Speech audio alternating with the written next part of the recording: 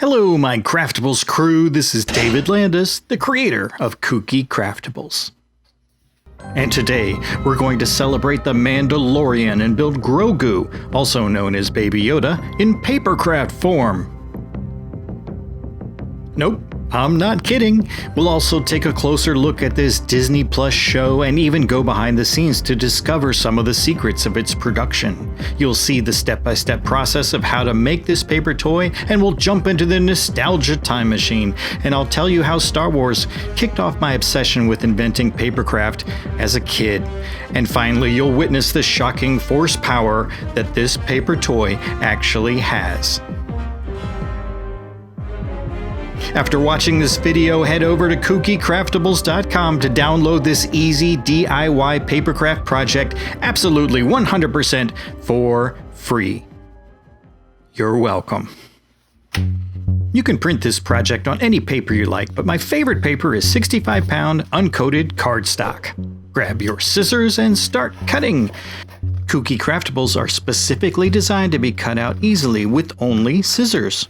A simple pro tip to keep in mind is to keep your scissors pointed away from your body and rotate the paper, not the scissors, while cutting, and you'll have nice clean edges as a reward. It's nice to have a ruler on hand to help you with the folds, especially if you use thicker paper like I do. Just lay the ruler down on the dashed lines and make creases in the paper first. This makes it really easy to press your finished mountain folds with confidence, as you can see here. I really like using the Elmer's glue stick when making Kooky Craftables because it's purple, and purple is cool. It also makes it super easy to see exactly where you've spread the glue, but don't worry, it dries clear. Wow, the first piece of your project is done. It seems like a straightforward operation. Well, yes, it is. Would anyone care for some tea?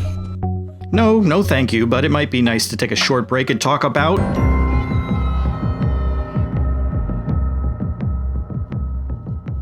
So unless you've been hiding in a swamp on Dagobah for a long time, I'm going to assume that you're well aware of this Disney Plus show. Showrunner Jon Favreau assembled an absolutely stunning crew of creative people to bring this show to life.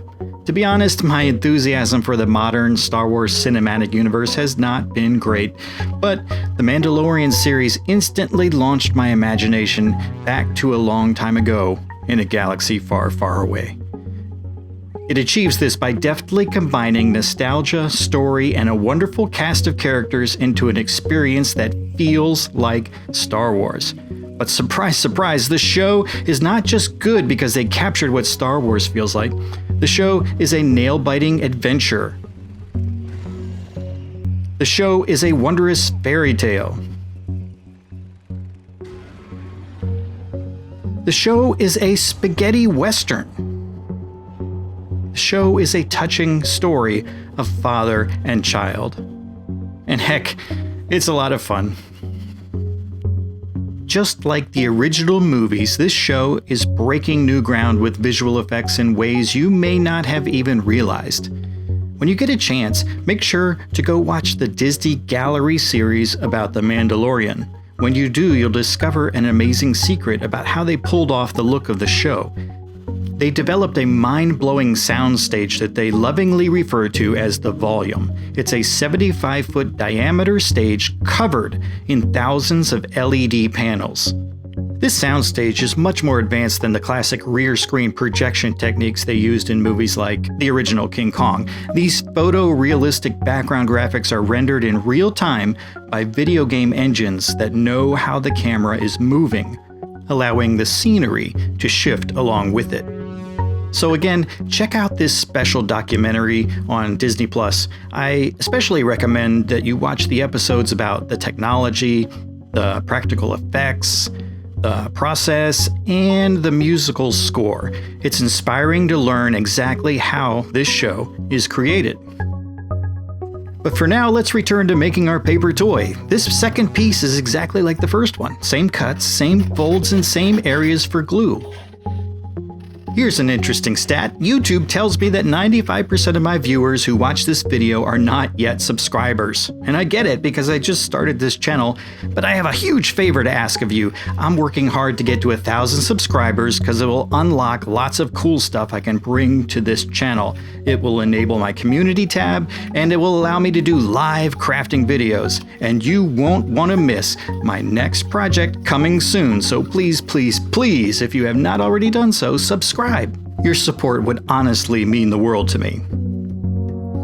As I said before, this piece of the papercraft is almost identical to the first one, but it does have one important difference.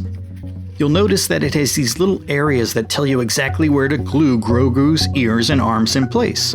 But let's dive into the nostalgia for a moment. My love of papercraft and Star Wars has an interesting connection. When I was a kid, my parents were kind enough to buy me a nice collection of Star Wars action figures, but they didn't spring for any of the vehicles, so I would often build them myself out of paper or things like toothpaste boxes. Now, this X-Wing is a recreation of one of my childhood inventions that I made as an example to show the students in my papercraft class. They didn't have cool holographic foil boxes like this when I was a kid. When I was young, I would pore over concept sketches from Star Wars vehicles to figure out exactly how to make them.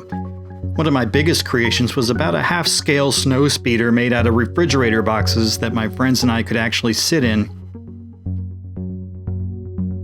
Okay, we're in the home stretch on the Grogu paper toy project. Time to cut out the accent pieces.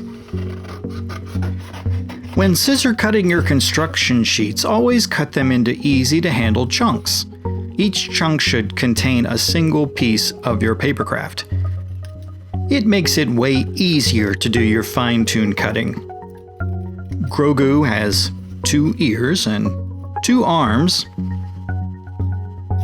and he also has this really fun collar piece. And after you have all your accent pieces cut out, grab the background piece again. Now, this is one of my favorite parts of the process because it feels like you're putting together a papercraft puzzle. Just add some glue and line up the labels and press those ears and arms into place. And we're just about ready to combine things together. We're going to do that by adding a mess of glue to the interior sides of both that back piece and the front piece. And then we're going to sandwich these pieces together. Grogu is really coming to life at this point.